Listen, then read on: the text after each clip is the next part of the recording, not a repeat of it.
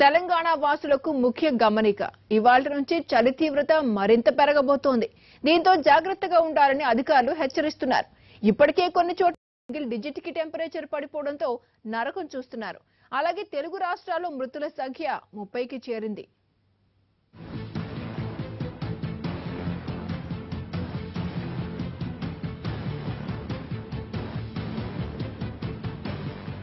మొన్నటి వరకు ఎండ, చలికాలంలో ఏడేంటని ఎవరికీ అర్థం కాలేదు. అయితే కొన్ని రోజులుగా వాతావరణంలో క్రమంగా మార్పు వచ్చింది. పెథాయ్ తుఫాన్తో చలి మళ్లీ పుంజుకుంది. అది కూడా అలా ఎలా కాదు, ఓ రేంజ్లో వాయిస్తోంది.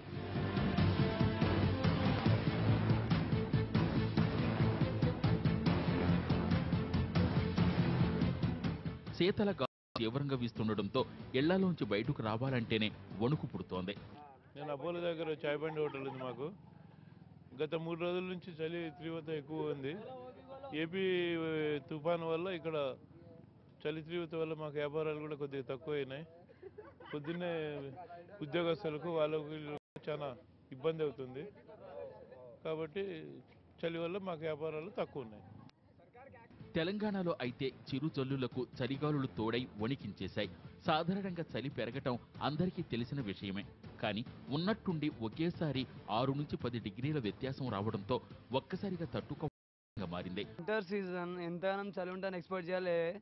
వర్షం కూడా పడుతుంది దానికి తగ్గట్టు. చాలా చలి ఉంది. లాస్ట్ ఇయర్ కన్నా ఎక్కువ చలి ఉంది. అర్థం కావట్లేదు, ఓవర్గా చలి ఉంది. ఇప్పుడు కాపుకుందామన్నా కూడా ఇంటికి వెళ్తే నిద్ర కూడా రావట్లేదు, అంత చలి ఉంది. అటు ఉత్తర భారతం నుంచి వీస్తున్న గాలుల ప్రభావం తెలంగాణ ఉంది. అలాగే తుఫాన్ ప్రభావంతో 2 రోజులుగా ఆకాశం మబ్బేసింది. సూర్యుడు కనిపించడమే మానేశాడు. దీంతో వాతావరణంలో ఉష్ణోగ్రతలు తగ్గిపోయాయి. చాలా చలి అంటే చాలా, మేము వయసులో ఉన్న చాలా బాధపడుతున్నాం. చలి ఇంకా ముసలి అంటే ఇంకా చాలా బాధపడతారు. కానీ టూ మచ్ ఉంది ఇప్పుడు హైదరాబాద్లో. ఇంకా ఇప్పుడు రోడ్ పైన ఎవరు లేరు సార్. మొత్తం స్కూల్స్ మొత్తం కానీ, కాలేజ్ వాళ్ళు కానీ, అలా హాస్పిటల్కి వచ్చి అపోలో హాస్పిటల్కి వచ్చిన వాళ్ళు కానీ ఎవరు కానీ జనాలు బయటికి వెళ్తలేరు అసలు. ఎందుకంటే చలి బాధ ఉన్న వాళ్ళతో పుస్తులు కూడా బయటికి వెళ్తలేరు. ఎందుకంటే చలి చాలా మొత్తం అదైపోయారు అంటారు. మేము వయసు వాళ్ళే మొత్తం వంకుతున్నాం, మేము చలితో బాధపడుతున్నాం. ఇంకా పెద్ద ఓల్డ్ ఏజ్ వాళ్ళు ఎవరు బయటికి వెళ్తలేరు. అక్కడ చాలా బాధగా ఉంది. మాకు కూడా బిజినెస్ లేదు, ఏం లేదు. తెలంగాణలో సాధారణం కన్నా 8 నుంచి 10 డిగ్రీల సెంటీగ్రేడ్ ఉష్ణోగ్రతలు తగ్గిపోయాయి. సాధారణంగా ఈ సమయంలో పగటిపూట 28 నుంచి 29 డిగ్రీల ఉష్ణోగ్రతలు ఉండాలి. కానీ 21 డిగ్రీలు మాత్రమే నమోదవుతున్నాయి. మధ్యాహ్నం 20 డిగ్రీలు నమోదైతే రాత్రి 10 దాకా పడిపోయింది. రాష్ట్ర వ్యాప్తంగా చాలా ప్రాంతాల్లో పరిస్థితి ఇలాగే ఉంది. గిరాకీ లేదు, జనం లేదు, ఏం లేదు. వస్తున్నారు, కూస్తున్నారు, పోతున్నారు. ఏదైనా ఉంటే పోతున్నారు, ఏదైనా ఉంటే పోతున్నారు. ఎవరు వస్తలేదు, ఏం లేదు, చేస్తారు. మేము ఇక్కడ ఉంటున్నారు, చేస్తున్నారు, పోతున్నారు, అంతే నా పని. ముఖ్యంగా ఆదిలాబాద్ నిలువెల్లా వణికిపోతోంది. ఏజెన్సీలో పరిస్థితి మరీ దారుణంగా ఉంది. దీంతో స్కూల్ వేళల్లో మార్పులు చేశారు. నిన్న ఇవాళ నుంచి అయితే చలి ఇక్కడ బాగా తీవ్రంగా కనిపిస్తున్నదండి. ఎందుకంటే నిన్న చిరుజల్లులు కురిసినప్పటికీ కూడా రాత్రి ఉష్ణోగ్రతలు 7 నుంచి 8 అట్లా నమోదవుతున్నాయి.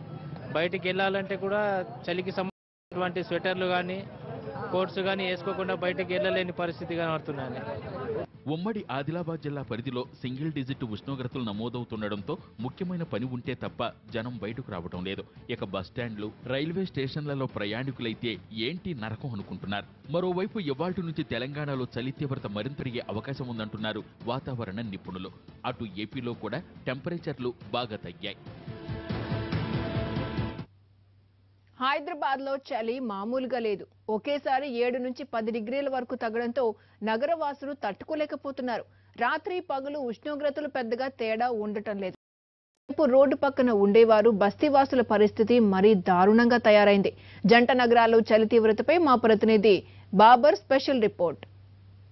నగరాన్ని చలిపులి వణికిస్తుంది. పెథాయ్ తుఫానుకు తోడు ఉత్తరాది నుంచి వీస్తున్న చలిగాలులతో ఒక్కసారిగా వాతావరణం మారిపోయింది. 3 రోజుల నుంచి హైదరాబాద్లో ఎక్కడ చూసినా చలిమంటలతో జనం కాచుకునే పరిస్థితి ఉంది. పగటిపూట ఇళ్ల నుంచి బయటకు రావాలంటేనే జనం జంకుతున్న పరిస్థితి ఉంది. ఉదయం 10 గంటలైనా ఇళ్ల నుంచి బయటకు రాలేకపోతున్నారు. అయితే ఇంట్లోంచి తప్పని పరిస్థితుల్లో బయటకు రావాలంటే రగ్గులు, దుప్పట్లు కప్పుకొని వస్తున్నారు. స్వెటర్లు, మక్కీ క్యాపులు ధరించి బయటకు వస్తున్న పరిస్థితి కనిపిస్తుంది. రాత్రిపూట కూడా ఈ చలిగాలులు ఎక్కువ తీవ్రత ఎక్కువ పెరిగిపోవడంతో జనం అల్లాడిపోతున్నారు. చలిమంటలు ఆశ్రయించి వారు రక్షణ పొందేందుకు ప్రయత్నిస్తారు. చలి ఎలా ఉంది ఏంటి? సార్ చలి బాగా ఉన్నది, పండుకుందామంటే కూడా ప్లేసులు లేవు, ఇట్లా రోడ్డు మీద వండుకుని అవుతుంది. ఏంటి ఇచ్చారు? మీ పేషెంట్లు ఏమైనా ఉన్నారా ఇక్కడ ఆసుపత్రిలో? మా బాబు ఉన్నాడు లీలాపూర్ హాస్పిటల్. అట్లా వాళ్ళ లోపల మీకు పేషెంట్లకు లోపల ఉండడానికి అనుమతి ఇస్తారా? ఒక్కరికే సార్, లోపలికి ఒక్కరికే సార్, మొగోరికి లేదు. ఎందుకంటే పిల్లవాడు కాబట్టి ఒక్కరికి అనుమతి. అక్కడ వాళ్ళకు కూడా వాళ్ళ ఉంటే వాళ్ళ అమ్మకే ఇస్తున్నారు అనుమతి, పెద్దవాళ్ళకి లేదు. మగవాళ్ళకి ఏంటంటే బయట ఎక్కడైనా సరే ఇక్కడ ఉండాలంతే.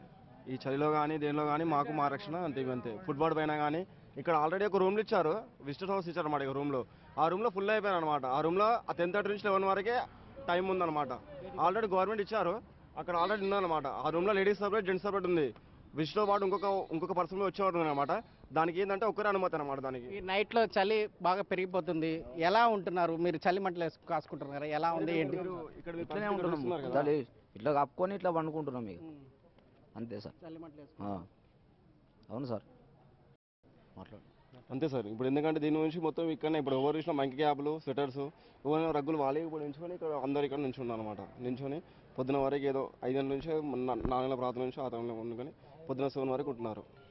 అది అయితే చలి తీవ్రత చాలా వరకు పెరిగిపోయింది. ఉదయం పూట ఇండ్ల నుంచి కూడా బయటికి రాలేని పరిస్థితి.